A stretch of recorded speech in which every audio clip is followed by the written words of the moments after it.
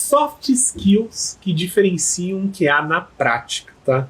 Pra quem não sabe, aí soft skills é literalmente a parte não técnica, né, Léo? Acho que é a parte não técnica, né, que a gente pode chamar de soft skills. Como que a gente pode falar o que significa o significado de soft skills aí? Olha, se eu fosse colocar de uma maneira assim bem simples, que qualquer um pode entender, é aquilo que a gente não consegue diretamente colocar no nosso currículo. A gente não consegue, a gente precisa demonstrar isso no dia a dia. Obviamente, vamos colocar o que hoje talvez seja o ponto principal do nosso papo aqui, que é a comunicação, né? Que eu acho que não só de QA, algo inerente e importante para qualquer função, independente de senioridade, de posição, você precisa se comunicar, independente do nível e com quem você está falando. E é algo que você demonstra isso no dia a dia.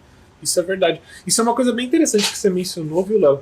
Porque é engraçado você falar que é uma coisa que a gente não pode necessariamente pôr no nosso currículo. Porque apesar da gente pôr no currículo, né, a gente fala, pô, bom em comunicação. É difícil você testar isso no dia a dia, né? Principalmente numa prova técnica, num teste, numa entrevista. Imagina, como que você tem certeza que aquele cara que você está entrevistando, que vai entrar na sua empresa, realmente é um cara comunicativo, que sabe receber feedback, críticas, né, para poder melhorar. Isso. Né? Você não tem um diploma, você não tem um certificado, muitas vezes até tem, você faz curso, de repente, de uma oratória, coisa do tipo, isso. Mas é no dia a dia, cara, não tem como, sabe? É na prática. Você precisa mostrar para que veio. Exato. Isso é total verdade, né?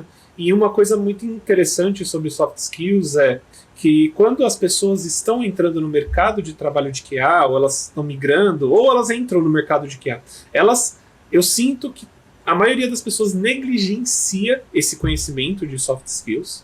Por quê? Porque é algo que é fácil. Né? Se comunicar é fácil, falar é fácil, transparência é fácil. Mas no final das contas elas acabam se esquecendo. E qual que é o problema? Eu acho que pra quem tá começando, isso nem é um grande problema, sabe, Léo? Tipo, pô, você vai pensar de soft skills, às vezes a pessoa ela já tem experiência de outras áreas e tem os soft skills bons. E tudo bem ela não querer tentar melhorar. Mas eu vou falar pra você que o que eu sinto é que conforme o tempo vai passando dentro da área de qualidade, ou melhor, dentro da área no geral, as pessoas realmente deixam de tentar aprender sobre isso. E no final das contas, a parte técnica ali, para um cara que é sênior, é muito importante, extremamente importante, tá bom? Mas o cara, ele para de desenvolver os soft skills. E eu queria até te falar, você chegou já a participar de algum projeto, lá que você falou assim, putz, esse cara aqui é um monstro tecnicamente, mas é difícil trabalhar com ele. Na verdade, vários. Na verdade, todo dia, né?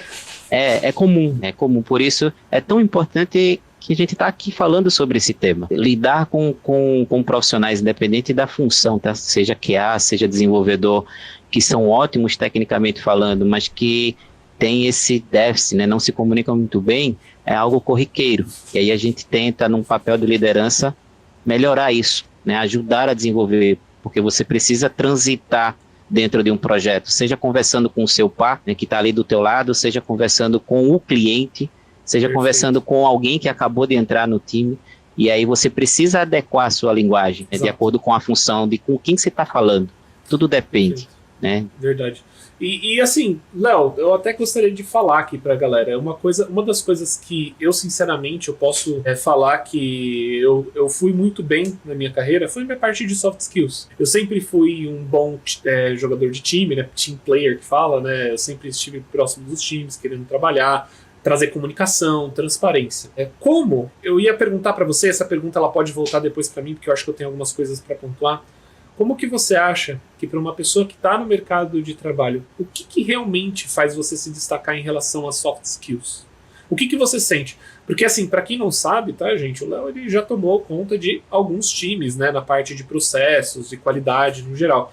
Então eu tô perguntando isso para ele porque eu quero ouvir da sua experiência como que foi e eu também gostaria de falar um pouquinho da minha. Olha, eu acho que a primeira impressão que você causa quando chega no time, ela é muito importante, extremamente importante. Você precisa ter uma postura extremamente profissional e isso independe de senioridade. Eu acredito que, antes de qualquer coisa, é preciso conhecer ali muito bem o produto, saber onde você está pisando. E algo que a gente ainda vê muito na área em que nós atuamos são pessoas com ideias muito boas, só que querendo mudar assim da noite para o dia, sabe? Você disse um projeto, né? Você disse, tipo... Exato.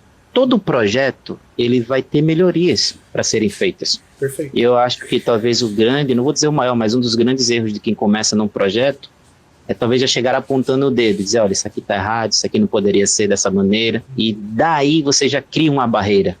Perfeito. Né, com todo o time, com o time de modo geral, com seu par, com sua gerência, isso é muito ruim. Então eu diria que a primeira impressão, a gente só tem uma chance de causar que fique ali de maneira positiva. Exato, isso é verdade. E, putz, Léo, você falou um negócio muito louco, que é a parte mesmo de você saber se situar dentro de um time, tá, galera? E aqui, olha como a gente não falou nada técnico, né? Não falou nem sobre sprint, sobre scrum, nada disso. É só sobre dia a dia de trabalho. Quando quando eu entrei na última empresa que eu tô trabalhando, eu lidero 3 times. Só que quando eu cheguei lá, já existiam alguns processos de qualidade, mesmo que não muito bons, ou não muito bem formulados, mas existia alguma coisa, né? Eles tinham ali um processo de teste. E eu lembro que o meu maior medo no começo era justamente esse: dar uma primeira impressão ruim. Por quê? Porque quando eu trazia, a melhoria, porque assim, eu entrei no time para falar assim, ó, você vai pegar e vai melhorar o processo desse time, desses 3 times. Como que eu vou chegar pros caras, sentar com eles e falar assim, então, vocês estão errados. Isso daqui que vocês estão fazendo não faz sentido. Isso daqui que vocês estão fazendo não vai trazer melhoria tão cedo. Ou, desse jeito, se a gente continuar, a gente vai continuar com uma baixa qualidade no projeto. Como que eu chego para um projeto e falo isso, né? E uma das coisas que eu aprendi nesse meio tempo, né? Porque antigamente eu era uma pessoa muito direta, hoje em dia eu acho que eu tenho um pouquinho mais de... A gente aprende soft skills também, né, galera? Isso é muito importante. A gente tem um pouquinho mais de tato todos os dias, né? Todo dia a gente aprende uma coisa importante. E eu usava isso ao meu favor. Né? Então eu aprendi muito. Eu lembro que eu tinha brigas com os desenvolvedores quando eu era um QA mais júnior, não brigas, né? Mas discussões sobre o projeto. E conforme eu fui crescendo, evoluindo dentro da área de qualidade, eu percebi que você tem que ter muito tato. E como que eu fiz, né? E eu até gostaria, se você tem uma dica relacionada a isso, não.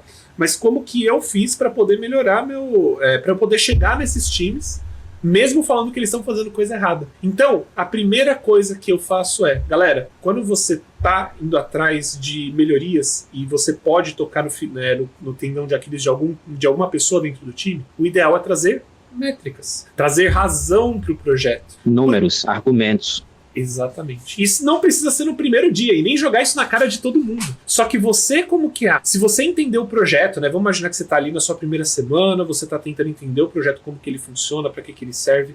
Se você trouxer, por exemplo, poxa, quanto tempo a gente está demorando para passar na parte de testes manuais ali dentro de Ready for QA? Poxa, a gente está tendo card ali que fica 5 dias esperando. Como que a gente vai ter uma melhoria em relação a code review, às vezes, que a gente também analisa essas coisas? Como que a gente pode acelerar o code review que está demorando às vezes 3 dias para um code review que deveria ser simples? Ou uma coisa um pouco menos ali dentro da sprint, como que a gente pode pegar as nossas métricas de bugs que existem e quantos a gente já resolveu e quantos que estão sendo adicionados semanalmente. Trazer esses números te ajuda, apesar de não ser soft skill, a parte técnica vai te ajudar a trazer essas informações para o time. E com esses números e essas informações, e obviamente você ter analisado essas informações e entender qual que é o melhor caminho para ir, você não vai precisar para falar pro pessoal assim, vocês fizeram errado, sabe, tá tudo errado isso daqui. Não, vamos para esse lado, vamos para direita, ó, galera, viu que a gente tá errando aqui? Vamos tentar melhorar isso daqui? Vamos traçar um plano para 1-2 sprints pra gente poder melhorar isso? Então, e qual tipo de soft skill é essa minha? É comunicação, galera. E o pior é que a gente tá falando de comunicação basicamente desde que a gente começou, né?